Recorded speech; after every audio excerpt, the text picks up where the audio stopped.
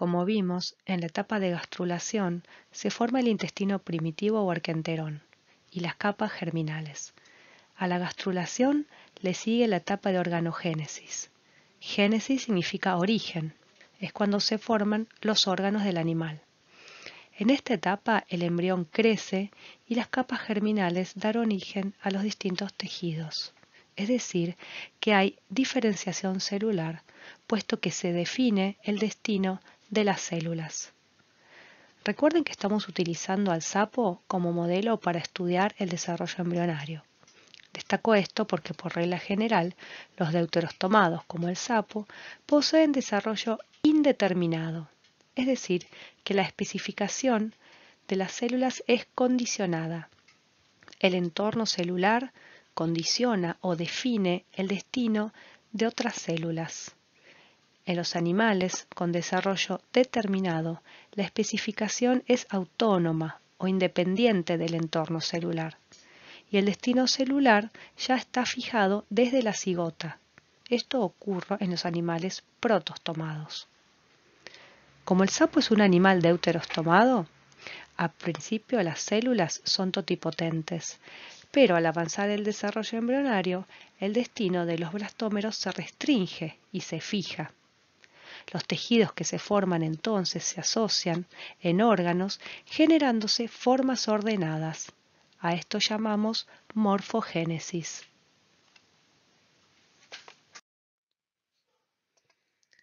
Repasemos los tejidos que derivan de las capas germinales que vimos en histología y en la clase anterior de desarrollo.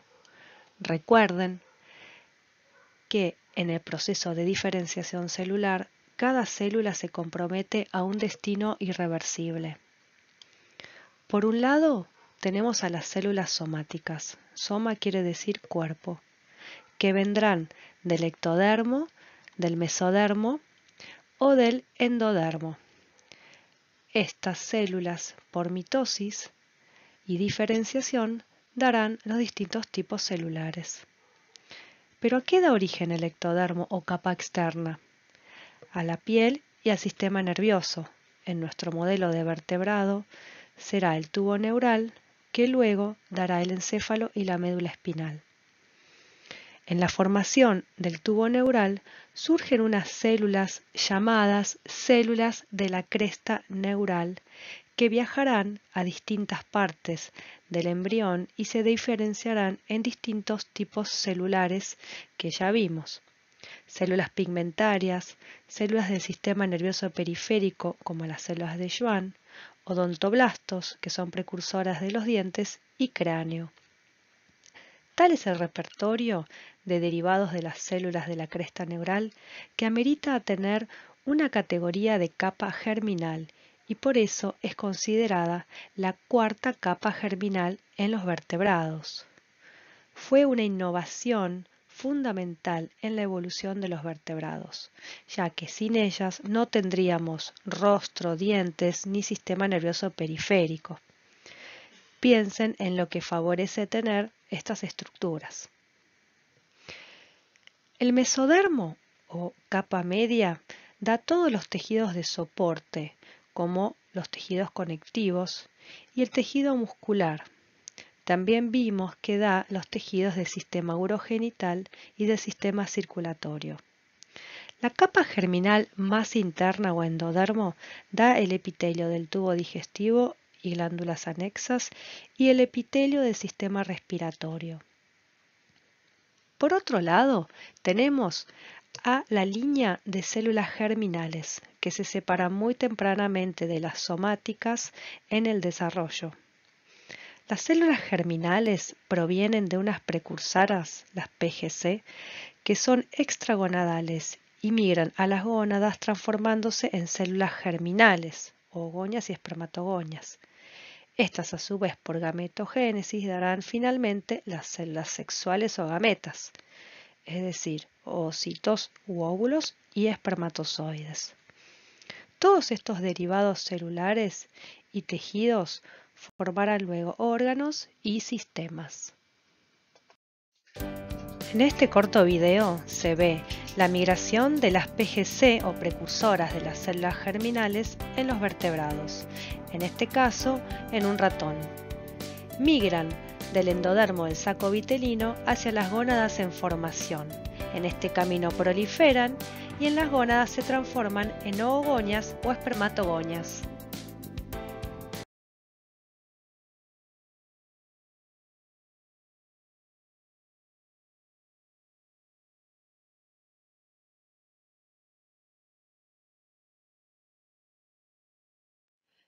Entonces dijimos que en la organogénesis se forman los órganos. En los cordados, un órgano fundamental es la notocorda, en verde, que funciona como un centro inductor de estructuras, además de ser el esqueleto axial embrionario. Veremos en detalle cómo la notocorda induce la formación del tubo neural. La notocorda no es parte del tubo neural, solo influye en su formación. Volvamos a la gástrula en 3 dimensiones. Ubiquen la notocorda y el ectodermo en violeta. Vean cómo el ectodermo dorsal ahora es de color celeste. Vean cómo ese ectodermo se va a transformar en placa neural. La notocorda produce una proteína de señalización que de forma parácrina llega al ectodermo dorsal neural, el cual se aplana formando la placa neural. Esta placa neural también está marcada en los cortes transversales del embrión. La placa se hunde en su zona media y forma un tubo que luego se cierra dando el tubo neural. En el esquema también está señalado el arquenterón y el mesodermo que en los vertebrados surge del techo del arquenterón. Vean que es de forma maciza y luego se ahuecará dando una cavidad secundaria. Haremos una ampliación a la zona dorsal de este embrión para verlo en la siguiente diapositiva con más detalle. Presten atención cómo se pliega e invagina la placa neural por inducción de la notocorda. Las crestas neurales se fusionan cerrando el tubo en este proceso de neurulación. Se ve cómo se separa el tubo del resto del ectodermo. Este es el tubo neural. En este momento, de las crestas neurales surgen unas células representadas en color celeste, que son las células de la cresta neural, que ya dijimos forman la cuarta capa germinal exclusiva de vertebrados. Se han logrado identificar estas células en cordados no vertebrados como tunicados, pero solo dan origen a células pigmentarias, no dan los demás derivados y por lo tanto en los tunicados no forman una cuarta capa germinal. Aprovechamos el esquema de la derecha para ver la ubicación de el tubo neural dorsal, debajo la notocorda y debajo de esta el tubo digestivo. Laterodorsalmente se observa el mesodermo somítico, que darán los paquetes musculares y las vértebras. Dentro del mesodermo lateral se va a observar la cavidad secundaria. Esta cavidad secundaria se llama así porque surge posteriormente en el tiempo. ¿Cuál era la cavidad primaria? ¿Se acuerdan? El blastocele. La cavidad secundaria también se la conoce como celoma. Y la forma en que surge esta cavidad secundaria y el mesodermo es diferente en los animales y nos permite separar dos grandes grupos, los enterocelomados y los esquizocelomados. Vamos a ver los primeros. Enterocelomado hace referencia a que el celoma surge del arquenterón, específicamente hablando del techo del intestino primitivo. Entero significa intestino. Los animales enteros celomados son todos los deuterostomados, por ejemplo, equinodermos, semicordados y cordados. Allí están las estrellas, erizos de mar, gusanos bellota, anfioxo, papa de mar y vertebrados. Si hago un corte longitudinal a una gástrula de un entero celomado, vería que del techo del arquenterón surgen unas evaginaciones pares, las rojas, que luego se separarán dando bolsas mesodérmicas. Esto es una simplificación, porque la realidad es que son 3 pares de bolsas, unas anteriores, unas medias y unas posteriores. Lo veremos cuando lleguemos a los deuterostomados al final de la materia y les muestre el celoma tripartito o trimérico como sinapomorfía de los deuterostomados. Observen los cortes transversales de la derecha. El hueco de esas bolsas es el celoma y la pared es el mesodermo. Esas bolsas se agrandan. Una parte se pegará al endodermo y dará la musculatura y el conectivo asociado al tubo digestivo. A esa parte se la llama hoja visceral del mesodermo, mientras que la hoja parietal del mesodermo, parietal por pared, se pegará al ectodermo y dará el tejido conectivo, cartílago y hueso de las extremidades. Es importante que noten que el mesodermo proviene del endodermo. En los esquizocelomados, el mesodermo también surge del endodermo, pero de otra región, y el proceso es diferente.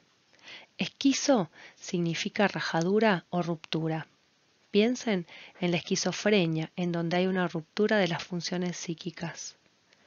Los esquizocelomados son algunos protostomados como moluscos anélidos y artrópodos, caracoles, pulpos, gusanos redondos como la lombriz de tierra y marinas, insectos, crustáceos, arañas, entre otros.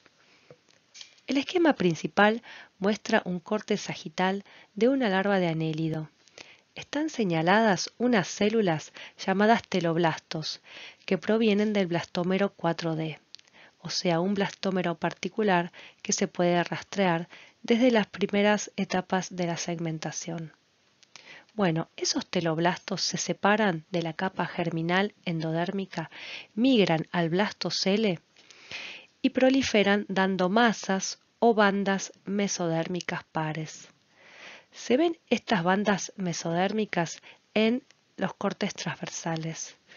Posteriormente, por apoptosis, mueren las células del interior de estas bandas y el proceso se llama esquizocelia. De este modo se ahuecan, originando el celoma. Es decir, que en los esquizocelomados primero surge el mesodermo macizo y luego, en el tiempo, surge el celoma. ¿De dónde surge entonces el mesodermo en los protostomados? De los teloblastos. No hay teloblastos en enterocelomados. De todos modos, observen que el resultado es un animal celomado. Comparen este último esquema con el de la diapositiva anterior. En los anélidos y artrópodos, las bandas mesodérmicas pares se repiten durante el desarrollo embrionario, permitiendo el crecimiento de los mismos. Estos animales son metaméricos, porque poseen una repetición seriada de segmentos que tienen un mismo origen genético durante el desarrollo embrionario. En el esquema de la izquierda se ven las primeras 2 bandas mesodérmicas, formadas a partir de teloblastos. Esto sucede en la parte posterior del animal. En una etapa siguiente, por esquizocelia, se ahuecan las bandas formando el celoma. Luego, otros teloblastos migrarán y darán nuevas bandas mesodérmicas, señaladas con el número 2, que posteriormente se ahuecarán. Esto se repite varias veces, permitiendo el crecimiento del embrión en su zona posterior. A este crecimiento se lo denomina teloblástico. Cuando las bolsas celómicas contiguas se tocan, forman septos. Estos separan los segmentos. Piensen en una lombriz que se ve anillada. Cada anillo es un segmento o metámero que se formó durante su desarrollo. Volveremos a esto cuando vean Anélida. Como no hay un ancestro común entre anélidos y artrópodos, se dice que la metamería surgió de manera independiente en estos metazoos. Es más, los cordados también son metaméricos. Por ejemplo, nosotros tenemos vértebras, paquetes musculares que acompañan, nervios seriados. Recordar que no tenemos teloblastos, lo que refuerza la idea de que la metamería surgió de modo independiente en los animales metaméricos. Ahora, ¿todos los metazoos son celomados? Y otra pregunta, ¿todos poseen tubo digestivo completo? Para responder estas preguntas, primero dejemos de lado a las esponjas que no poseen tejidos verdaderos y tampoco tienen capas germinales, obviamente. Vamos a comparar entonces a los eumetazoos o verdaderos animales, comenzando por los radiados, que no es una categoría taxonómica, sino que simplemente agrupa a los animales con simetría radial y dos capas germinales, diblásticos o diploblásticos, como los nidarios y ctenóforos. Veremos en la materia a los primeros, que incluyen a las medusas o aguas vivas y a los pólipos como las anémonas y la hidra. Estos animales poseen endodermo y ectodermo. No se forma mesodermo. Si hay una capa media, es de origen ectodérmica y se la llama mesoglea. Como no hay mesodermo, tampoco hay celoma. Estos animales carecen de tubo digestivo completo, solo poseen un saco ciego con una única abertura que es la boca. El otro grupo, los bilaterales, poseen tres capas germinales, ectodermo, mesodermo y endodermo, y son los triblásticos o triploblásticos. Bueno, acá también están los vertebrados, que realmente son tetrablásticos, pero ciertamente tienen tres capas germinales que mencioné. Podemos separar a los bilaterales en tres grupos. Estas divisiones no tienen sustento filogenético, sino que se basan meramente en su organización corporal. Los acelomados, como lo indica su nombre, son los que carecen de celoma. El prefijo a es que no posee. Por ejemplo, estos son los gusanos planos, como los platihelmintes. Acá tenemos una planaria. Los pseudocelomados, con pseudo, falso, tampoco poseen un celoma, pero tienen una cavidad llamada pseudoceloma, que es blastocele residual, o sea, cavidad primaria. Ejemplo, nematodos. Y el último grupo, el de los celomados, en donde podemos encontrar a los esquizocelomados y a los enterocelomados que ya les presenté. En estos esquemas se compara la organización corporal que vimos en la diapositiva anterior. En A, un nidario. De adentro hacia afuera, la cavidad gastrovascular tapizada por endodermo, la mesoglea o capa media y el ectodermo. Aquí hay dos capas germinales, sin celoma y tubo digestivo incompleto. En B, un platihelminto. Se ve la luz de un tubo digestivo incompleto, tapizado por endodermo, el mesodermo en rojo y el ectodermo por fuera. Estos animales son triploblásticos macizos, sin celoma, y poseen un límite en el tamaño corporal.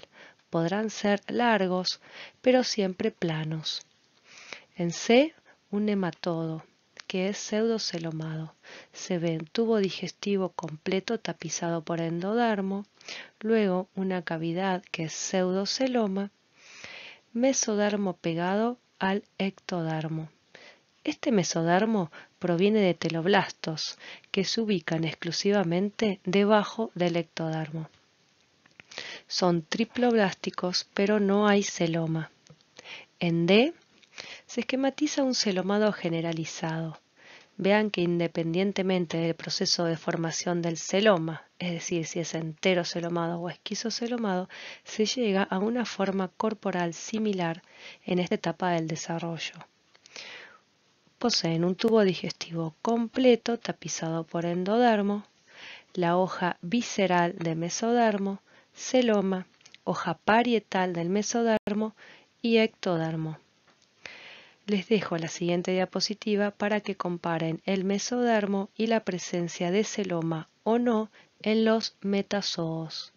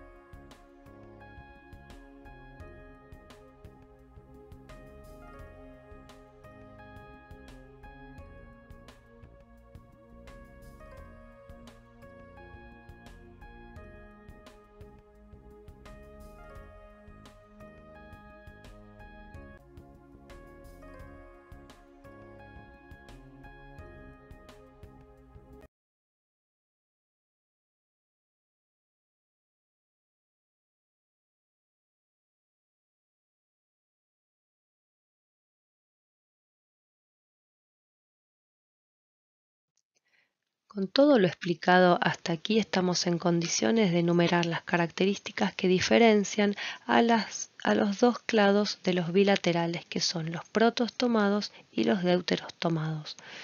Pongan pausa y busquen sus apuntes y virome para completar esta tabla.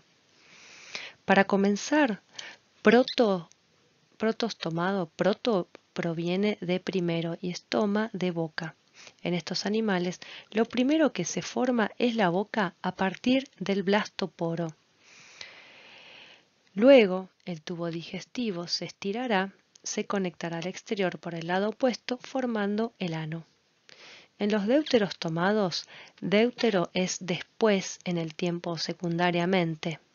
Del blastoporo o cerca del blastoporo, lo que se forma es el ano. Y luego el tubo digestivo se estira y opuestamente surgirá la boca.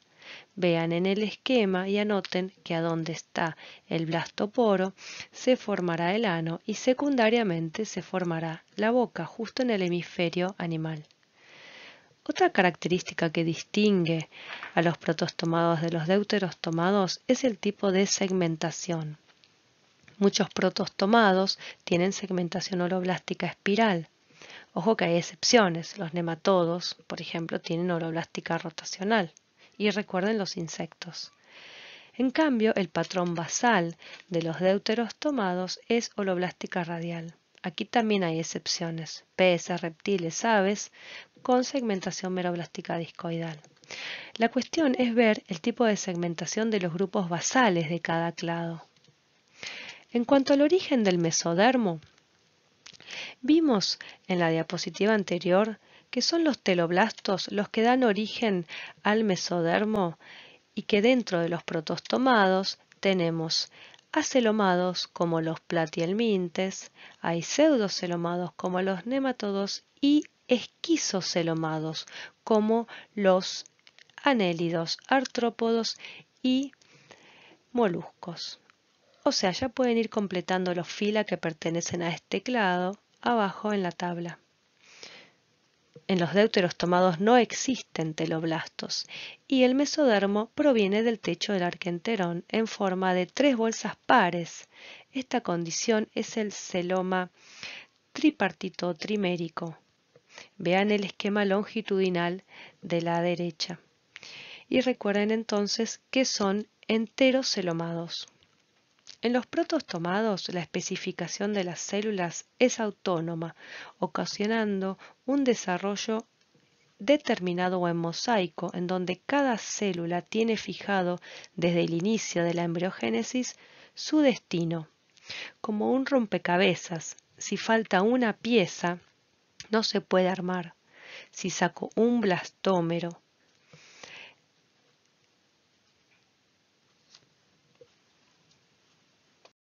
vean que aquí se retira un blastómero, el embrión es inviable. Por el contrario, la especificación en los deuteros tomados es condicionada al entorno, dando un desarrollo indeterminado o de regulación. Si yo saco un blastómero, lo que obtengo son dos clones, ya que de este blastómero surgirá un embrión y estos tres surgirá otro embrión. Este es el principio de los gemelos. Dentro de los deuteros tomados tenemos a los equinodermos, a los semicordados y a los cordados.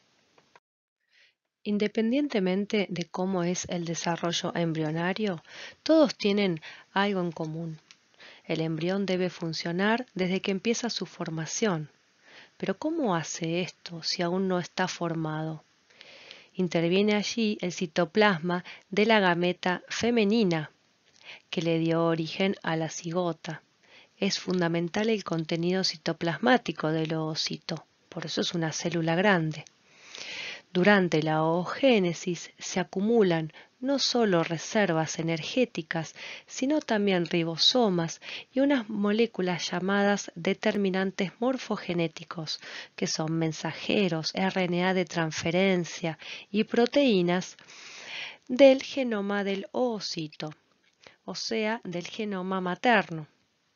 Este es el primer cuidado materno.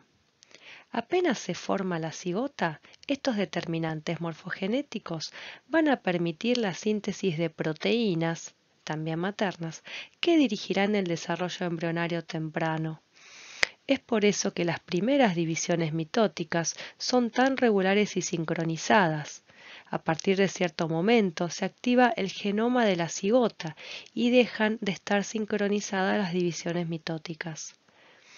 Mencionamos también que las células se diferencian, pero ¿cómo es que ocurre esto? A nivel molecular hay ciertas proteínas que son secretadas y funcionan como moléculas de señalización.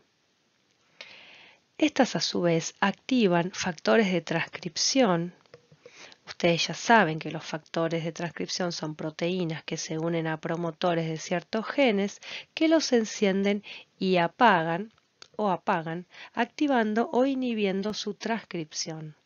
Por lo tanto, los factores de transcripción afectan genes de identidad celular, permitiendo así que ciertas células se diferencien en un tipo celular determinado.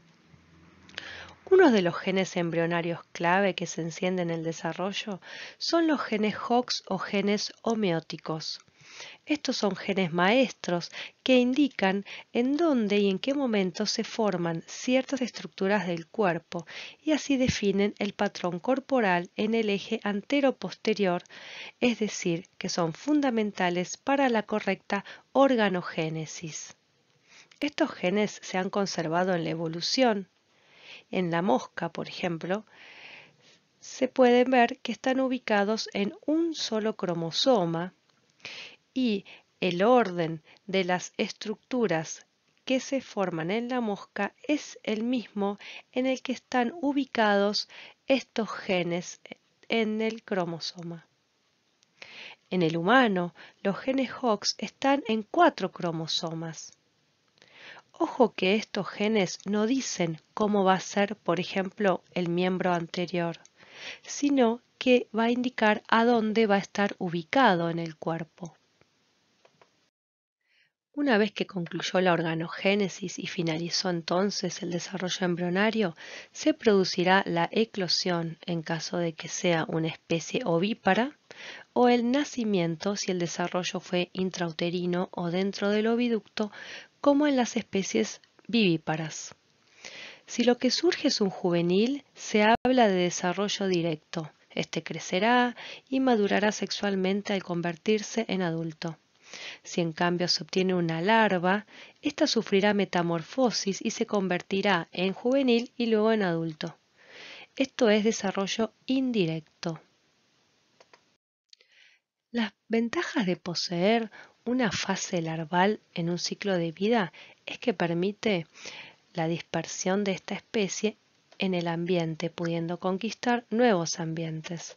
Además, posee una morfología diferente a la del adulto y seguramente la larva ocupe nichos y tenga hábitos completamente distintos a los del adulto, evitando así la competencia.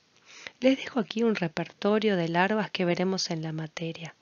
Larva plánula de nidarios, larva nauplius de crustáceos, trocófora de poliquetos y moluscos, belígera de moluscos gasterópodos y moluscos bivalvos, larva de mosquito, larva de oruga de mariposa, larva de equinodermos, larva de papa de mar y larva de anfibios, también llamada renacuajos. Como parte práctica verán la larva nauplius de un crustáceo cosmopolita. Este habita ambientes hipersalinos como las salinas, que son cuencas hidrogeográficas con alta evaporación, a donde llegan aguas saladas. Las larvas nauplius se utilizan en la cría de peces como fuente de alimento para larvas de peces. Vamos a ver entonces el ciclo de vida de la artemia. Los adultos se distinguen. El macho posee grandes antenas y la hembra un saco ovígero. Este es parte de su sistema reproductor.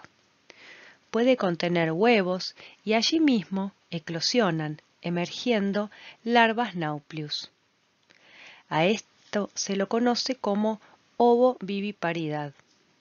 Si las condiciones ambientales son desfavorables, la hembra produce unos embriones enquistados que se llaman quistes de resistencia que permanecen en diapausa resistiendo las condiciones adversas, por ejemplo, sequía o congelación. Y solo si retornan las condiciones favorables seguirá el desarrollo dentro de este huevo, eclosionando finalmente una larva nauplius. O sea que a esta vía se la conoce como reproducción por oviparidad. Como sea, la larva nauplius, que vimos ya en la primera parte de la clase de desarrollo, es muy particular. Posee forma triangular. Se ve anaranjada en su interior por el vitelo. Tiene 3 apéndices birramosos, antenas 1, antenas 2 y mandíbulas, que utiliza en la locomoción y captura de alimento, y un ojo impar llamado ojo nauplius. Es una larva planctónica que en un principio se alimenta de vitelo y luego captura algas en suspensión. Esta larva comienza a crecer por metamería, transformándose entonces en un juvenil. Este es un animal segmentado con 2 ojos, 2 pares de antenas birramosas, mandíbulas, maxilas y apéndices birramosos en el tórax. Estos colaboran con la captura de algas unicelulares. Ocurre aproximadamente al 5.º día de nacer. Luego, machos y hembras se diferenciarán. Recuerden el dimorfismo sexual entre ellos. Y la reproducción en estos entonces será biparental.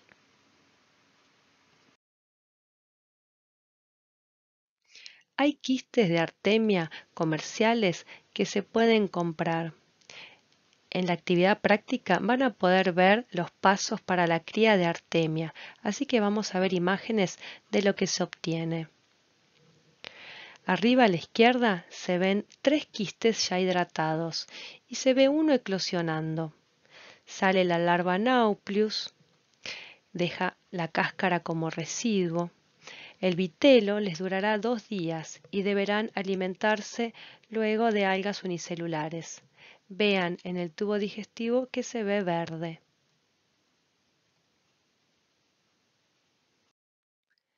En este video se ve el ciclo de vida de la artemia desde larva.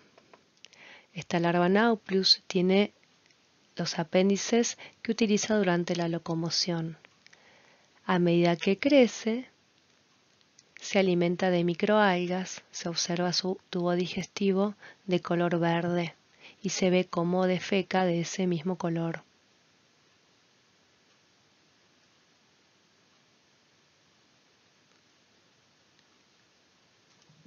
Cuando se transforma en juvenil, se metameriza y se ven los apéndices del tórax. Estos los utiliza en la captura del alimento que llegará a la boca. Observen los ojos y el ojo Nauplius.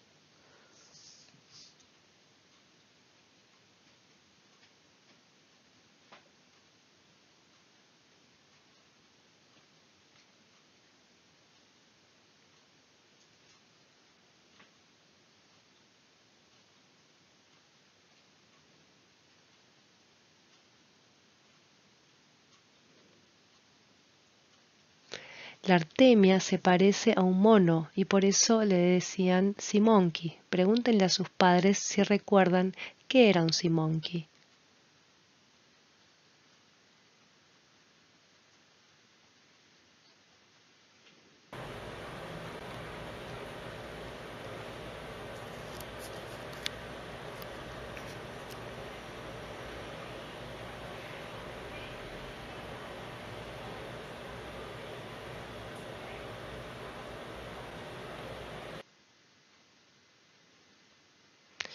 Y llegamos a la etapa adulta, en este caso es una hembra.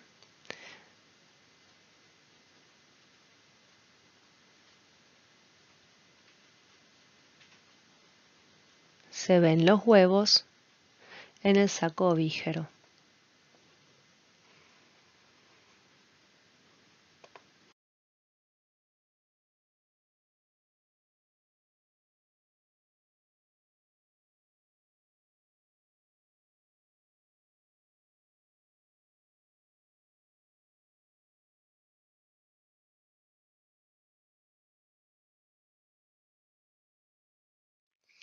Y para terminar con esta clase, unos últimos conceptos que usaremos en ocasiones. El término heterocronía fue acuñado por Ernst Haeckel y se refiere a la alteración del ritmo al que se dan los procesos de desarrollo, es decir, es el cambio en la duración o en la tasa de desarrollo de un organismo o de sus partes, siempre comparando ontogenias de organismos emparentados. Por ejemplo, anfibios con cola, los del grupo de los urodelos, como la salamandra común, comparada con el axolote, una salamandra mexicana. Si uno estudia la historia de desarrollo u ontogenia de estos animales, verá que el axolote adulto alcanza madurez sexual, pero retiene caracteres larvales, como branquias y cola, similares a las de un renacuajo. Un resultado de la heterocronía es la pedomorfosis, que significa forma de niño, ped por pediatría. Existen dos tipos de pedomorfosis. La neotenia, cuando se retrasa el desarrollo de estructuras somáticas, mientras el sistema reproductor se forma a tiempo usual. Esto es lo que sucede en el axolote. Fíjense que mantiene las estructuras larvales, como branquias y la cola. Y el otro tipo de pedomorfosis es la progénesis, que es cuando se acelera el desarrollo de los órganos sexuales con una consecuente maduración sexual precoz. La foto entonces muestra el axolote o la salamandra neoténica, con ese aspecto larval en su estado adulto. No atraviesa metamorfosis típica de anfibios. Pero si el río a donde vive se seca o si experimentalmente lo sometemos a concentraciones adecuadas de tiroxina, sufre metamorfosis, perdiendo todas las características larvales.